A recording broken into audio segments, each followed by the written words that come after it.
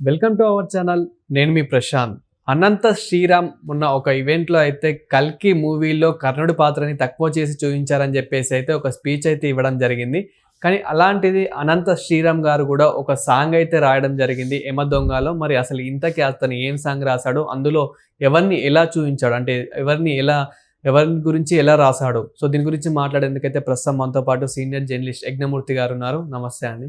నమస్తే సార్. అనంత శ్రీరామ్ గారు మొన్న కల్కిలో ఒక కర్ణుడి పాత్ర గురించి తక్కువ చేశారని చెప్పేసి ఒక స్పీచ్ ఇవ్వడం జరిగింది. అదేవిధంగా అనంత శ్రీరామ్ గారు యమ దొంగలో ఒక సాంగ్ అయితే రాయడం జరిగింది. అంటే యమ దొంగ మన యముడి గురించి కూడా ఒక సాంగ్ రాయడం జరిగింది. అసలు అది ఎలా ఉంది, అంటే అతను మాట్లాడే మాటలు ఎలా ఉంది? హైందవ ధర్మం గురించి హైందవ శంఖారావం అనే సభలో, అది విశ్వ హిందూ పరిషత్ వాళ్ళు పెట్టింది విజయవాడలో. దాంట్లో తెలుగు సినిమా సాహిత్యం గురించి చాలా వివరంగా మాట్లాడాడు. తన ఆవేదన వ్యక్తం చేశాడు అనంత శ్రీరామ్. అనంత శ్రీరామ్ మనకి అందరికీ తెలిసినటువంటి ఒక మంచి ప్రతిభా సంపన్నుడైనటువంటి గేయ రచయిత, అది సందేహం లేదు ఎవరికి కూడా. తన పాటలే అనేక మంచి పాటలు రాశాడు. పైగా ఏంటంటే తను ఆ తెలుగు మాటలు ఉపయోగించే విధానం, పదబంధాలు ఏవైతే ఉంటాయో పాటల్లో చాలా ముచ్చటగా కూడా అనిపిస్తూ ఉంటాయి. అయితే తెలుగు సినిమాల్లో హైందవ ధర్మాన్ని కించపరిచేటువంటి ఆ సినిమాలని బ్యాన్ చేయాలి, ప్రభుత్వాలే వాటి బ్యాన్ చేయాలి. ఒకవేళ ప్రభుత్వాలు కనుక బ్యాన్ చేయకపోతే మనమే ప్రేక్షకులమే, హిందువులమే ఆ సినిమాని బహిష్కరించాలి చూడకుండా అని చెప్పేసి పిలుపునిచ్చాడు. కల్కిలో కర్ణ పాత్రను అనవసరంగా హైలైట్ చేశారు. అంత సీన్ లేదు కర్ణుడికి. దాన్ని అంటే మహాభారతంలో ఉన్నటువంటి కర్ణుడి పాత్రని అనవసరమైనటువంటి ప్రయారిటీ ఇచ్చారు దీంట్లో కల్కిలో. అలాంటి జరగకూడదు అని చెప్పేసి తను చాలా తీవ్రంగానే మాట్లాడాడు. తను ఒక గేయ రచయితగా ఉంటూ సినిమాలకి ఇన్ని వందల పాటలు రాసిన వ్యక్తి సినిమాల కోసం అలా మాట్లాడటం చాలామందిని బాధ పెట్టింది. అందులోనూ ఆయన సీనియర్ ఎన్టీఆర్ పేరుని ప్రస్తావించకుండా ఆయన్ని కూడా అవమానించారంటూ కూడా, ఆయన్ని కూడా విమర్శించారంటూ కూడా చాలామంది వ్యాఖ్యానిస్తున్నారు. ఎందుకంటే కృష్ణా జిల్లా గడ్డ మీద పుట్టినటువంటి వ్యక్తులు అని చెప్పేసి అన్నారు. రామారావు గారు అక్కడ పుట్టినటువంటి వ్యక్తి, ఆయనే అనేక పౌరాణిక సినిమాలు చేసినటువంటి వ్యక్తి, దర్శకత్వం వహించినటువంటి వ్యక్తి. దానవీర సూరకర్ణ లాంటి ఈయన ఏ కర్ణుడి గురించి మాట్లాడాడో అదే కర్ణుడి మీద ప్రత్యేకించి సినిమా తీసిన వ్యక్తి. ఒక కర్ణుడిలాగా అంటే మనం కర్ణుడు అన్నప్పుడు దానకర్ణుడు అంటాం. అంటే దానంలో ఆయన మించిన వాడు లేడని చెప్పేసి మనకు ఆయనకు దానకర్ణుడు అనే బిరుదునిచ్చాం మనం. మరి ఆయన ఎలాంటి వాడు, అతని వ్యక్తిత్వం ఎలాంటిది, అతని దానగుణం ఎలాంటిది, ఇవన్నీ కూడా చాలా ఉన్నతంగా చూపిస్తూ ఎన్టీ రామారావు తనే ఆ పాత్ర పోషిస్తూ, తనే డైరెక్ట్ చేస్తూ, తనే ప్రొడ్యూస్ చేస్తూ ఆ సినిమాని తీశారు. మరి ఆయన్ని కూడా వేలుపెట్టి చూపించినట్లయింది. ఇది చాలామందిని బాధించింది. అందుకని ఇప్పుడు ఏం చేస్తున్నారు, నువ్వు ఎంత మాటలు చెప్పావు కదా, ఎవరైనా ఏం చేయాలి, నువ్వు ఆచరించి అప్పుడు నలుగురికి చెప్పాలి. మరి నువ్వు ఆచరించావా? నువ్వు ఏదైతే హైందవ ధర్మానికి విరుద్ధమైనటువంటి సినిమాని, విరుద్ధమైనటువంటి పాటలో లేదా మాటలో ఉన్న వాటిని నువ్వు బహిష్కరించాలి, చూడకూడదని నువ్వు పిలుపునిస్తున్నావే, మరి నువ్వు వరుడు కావాలను అని రీసెంట్గా వచ్చినటువంటి నాగశౌర్య సినిమాలో నువ్వు రాసినటువంటి దిగు దిగు దిగు నాగా అనే పాట, ఆ సంగతి ఏందయ్యా? అందరూ పూజించే నాగరాజుని, భక్తిభావంతో కలిసిన నాగరాజు నువ్వు ఒక ఐటమ్ సాంగ్ లెవెల్లో దాన్ని ఆ పాట రాసావు కదా నువ్వు, ఒక ఊపు సాంగ్ మాదిరిగా. మరి దీనికి ఏమంటావని అడిగారు.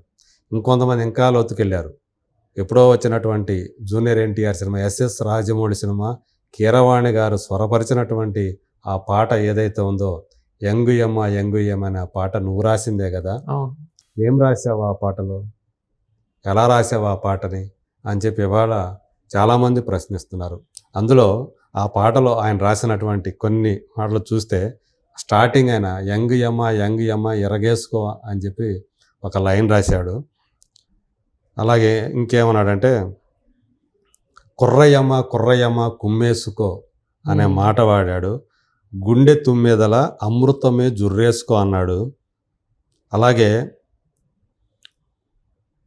దొంగయమ దోచేసుకో అన్నాడు.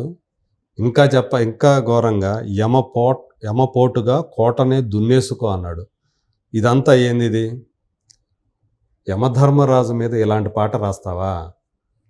ధర్మాన్ని కాపాడటంలో అత్యంత పురాణాల్లో మనకి సంబంధించినటువంటి ధర్మాన్ని కాపాడేవాళ్ళు యమధర్మరాజు. అంటే పాపపుణ్యాల బేరీజ్ ఏదైతే ఉందో దాన్ని పాపుల్ని శిక్షించేవాడిగా మన అందరం కూడా మనకు ఒక నమ్మకం ఉంటుంది కదా పురాణాల ప్రకారం. అలాగే హిందువుల ఆ నమ్మకాల ప్రకారం మంచి పనులు చేసిన వాడు స్వర్గానికి వెళ్తాడు, చెడ్డ పనులు చేసిన వాడు నరకానికి వెళ్తాడు.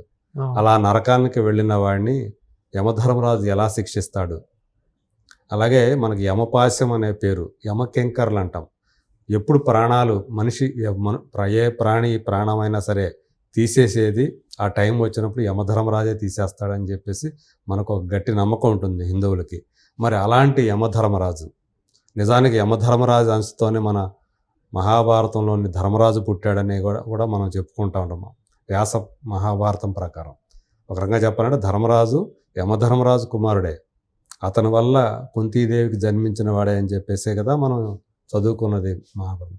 మరి నువ్వు అలాంటి యమధర్మరాజుని ఏం చేసావు? నువ్వు కుమ్మేసుకో అంటావా, ఎరగేసుకో అంటావా? ఎంతైనా అంటే యమధర్మరాజుని కూడా కొలిచే వాళ్ళు చాలా మంది ఉంటారు. ఖచ్చితంగా అదే ఆయన పురాణ పురుషుడు. ఆయన కూడా ఆయన వేరే రకంగా పోర్ట్రే చేసేవాళ్ళు కొంతమంది ఉన్నారు. కొన్ని ఆయన్ని మనకి సినిమా, మరి ఆ సినిమాను కూడా మనం ఈ రకన బ్యాన్ చేయాలి తన ఉద్దేశంలో. యమగోళ లాంటి సినిమాల్ని, యమదొంగ లాంటి సినిమాల్ని, యమధర్మరాజుని అలా చూపించిన ఎవరైతే చూపించారో మనకు తెలుసు. యమధర్మరాజు చిత్రగుప్తుడు భూలోకానికి వస్తే ఎలాంటి జరుగుతాయి, ఎంత హాస్యం పండుతుంది అనేది యమగోళలో చూసాము, యమదొంగలో చూసాము. మరి అలాంటి యమధర్మరాజు మీద నువ్వేం రాశావు, నువ్వేం చేసావు, నువ్వు రాసిన పాట ఏందయ్యా అని చెప్పేసి చాలామంది ఈరోజు ఆయన ప్రశ్నిస్తున్నారు. మరి వీటికి అన్నిటికీ కూడా అనంత శ్రీరామ్ తను సమాధానం చెప్పాల్సినటువంటి అవసరం ఉంది. ఎందుకంటే మరి తను ఎంత ఆవేశంగా హైందవ ధర్మాన్ని తను ఒక పరిరక్షకుడిలాగా మాట్లాడాడు కదా, మరి తను ఆచరించాలి కదా. మరి అంతకుముందు నువ్వు చేసింది ఏంది? దానికి ముందు నువ్వు క్షమాపణ చెప్పాలి కదా. నేను కూడా గతంలో కొన్ని రాశాను, ఇలాంటి పాటలు రాశాను, అందువల్ల ముందుగా నన్ను క్షమించండి అని చెప్పి ఆ తర్వాత నువ్వు ఇవన్నీ మాటలు మాట్లాడాలి. పైగా నువ్వేమన్నావు? 15 సంవత్సరాల క్రితం నేను ఒక పాటలో బ్రహ్మాండ నాయకుడు అనే ఒక మాట ఉపయోగించినందుకు ఆ మ్యూజిక్ డైరెక్టర్ అభ్యంతరం చెప్పాడు. ఇది హిందూ ధర్మంలా అనుసరించి ఉంది, ఈ పదం వద్దని చెప్పేసి దీన్ని తీసేయమని చెప్పి అంటే, నేను ఆ పదం తీసాను, నేను అసలు నీతో పని చేయను అని చెప్పేసి నేను వచ్చేసాను. 15 సంవత్సరాలుగా నేను ఆ మ్యూజిక్ డైరెక్టర్కి ఇంతవరకు నేను పాట రాయలేదా అని చాలా గొప్పగా చెప్పావే. మరి నువ్వు ఈ రీసెంట్గా నువ్వు 15 సంవత్సరాల నాటి క్రితం చెప్పావు కదా, మరి అప్పుడే కదా, ఆ టైంలోనే కదా నువ్వు యమదొంగలో ఆ యమధర్మరాజు మీద ఆ పాట రాసింది, అలాంటి పాట రాశావు. మరి రీసెంట్గానే కదా, ఒక 3-4 సంవత్సరాల క్రితమే కదా వరుడు కావాలని సినిమాలో ఈ దిగు దిగు నాగానే పాట రాశావు నువ్వు. 3 సంవత్సరాలు కూడా అయిందో లేదో అది. మరి ఇదేందయ్యా ఇది అని చెప్పేసి చాలామంది ప్రశ్నిస్తూ ఉన్నారు. అనంత శ్రీరామ్ అంటే తను ఏం మాట్లాడబోతున్నా కానీ ముందు అది తను చేశాడా లేదా, అందుకు అనుగుణంగా తను దాని పూర్తి విరుద్ధంగా చేసినప్పుడు నీతులు చెప్పే అవకాశం అతనికి లేదు.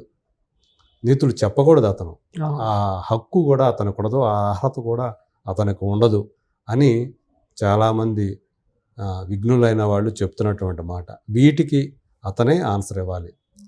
ఒకవేళ నేను గతంలో ఇలాంటి కొన్ని పాటలు రాయాల్సి వచ్చింది, నా ప్రమేయం లేకుండా దర్శకుల్లో లేకపోతే సంగీత దర్శకులు అడిగినందువల్ల రాశాను ఆ సందర్భాన్ని బట్టి.